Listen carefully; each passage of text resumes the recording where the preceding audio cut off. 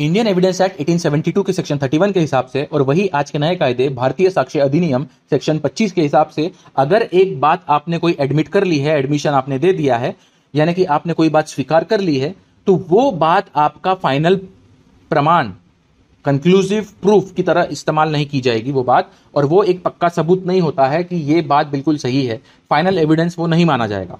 लेकिन आपने एक बार एडमिशन दे दिया है तो वो आप पे स्टोपल की तरह काम करेगा। स्टोपल की तरह यानी आप दोबारा उस बात से फिर मुकर नहीं सकते, एक अप्रतिरोध हो जाएगा, उसका आप प्रतिरोध नहीं कर सकते, विरोध नहीं कर सकते, उससे नहीं मुकर सकते, उसे कहा जाता है स्टोपल।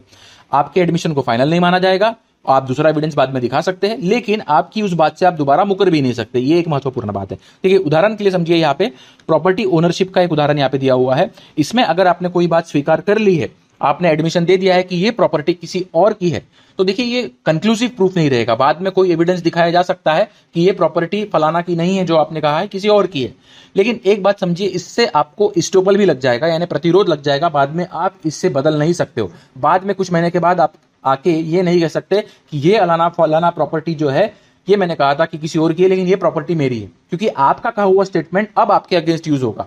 आप मुकर नहीं सकते उस स्टेटमेंट से। तो ये होता है स्टोपल। यही बात जो है वो इंडियन एविडेंस एक्ट के सेक्शन 31 में दी है और भारतीय साक्ष्य अधिनियम के सेक्शन 25 में दी है। धन्यवाद।